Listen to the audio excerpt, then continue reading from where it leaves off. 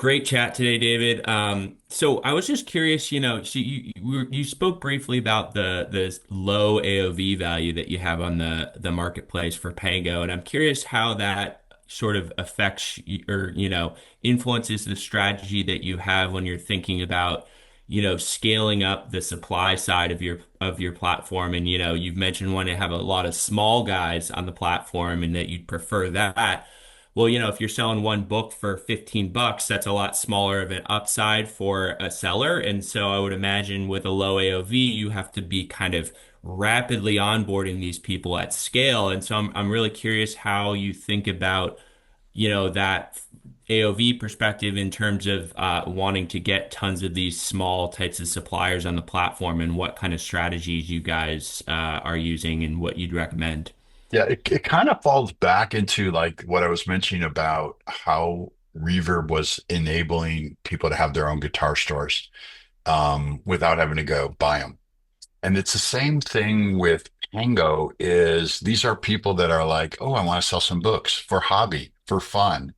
And that's why we have a higher take rate, and we're able to have a higher take rate because they're less worried about the money. They're more focused on, I sold a book. I bought a new book at Barnes& Noble for $25. I just got $12 for it.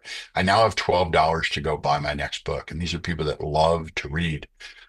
The other thing that we added, and we had this at Reverb, Etsy took it away, and we have it at Pango. And I'm a huge believer, and a lot of marketplaces don't do this because it's hard to build. And it's not hard to build, it's just more complicated. It's something that if you have buyers and sellers, and you kind of do, you have renters, people that have product and people that use product, is bucks, is keeping your money on the platform, allowing people to become both sides on the supply and the buy side.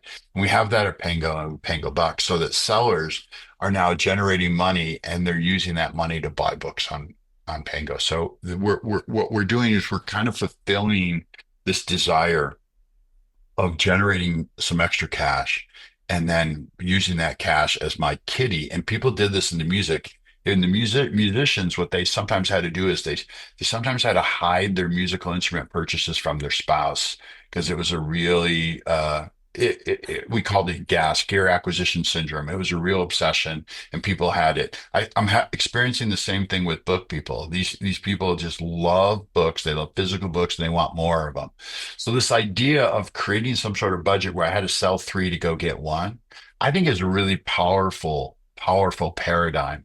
And so I'm seeing that work in Pango. That's how I work on the AOV. As far as like customer acquisition, yeah, like the onboarding is automatic. We onboard, 800 new users a day, mostly on the app. Um, and then the number of new users that sell a day, I'm not exactly certain on that, maybe 20% of that, so a couple hundred people are brand new sellers. And honestly, some of them go and list 20, 30 books and they don't sell a book for 2, 3 weeks. Are they upset? Maybe.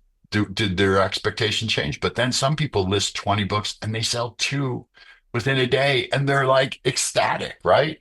So I can't really control that. The other thing that's unique about the book thing is that probably around 50% of our inventory has zero bid. A John Grisham book from the 90s is worth nothing, not a penny, not a dime, not a quarter. It's worth zero. And someone just listed it. Unfortunately, there's nothing I can do about that, right?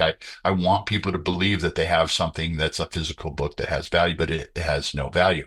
But then they could list a book that's worth $15, $20 because it just came out. There's limited inventory, there's limited used inventory, and we can dominate it. So I do believe it's a numbers game, and you can't focus so much on, this is going to be a great lister. I'm going to get great inventory from them. You really have to build the systems and the process where they want to list on your platform. It's easy, it's fun, it's engaging. Back to that product experience, back to why people use Airbnb and they want to host. Like Airbnb spends a lot of time making that hosting experience feel good. And I believe that should be the motivation, and that you're not going to please a lot of your inventory producers. You're not. You're going to have you're going to have the outliers, but you shouldn't try to plan for that.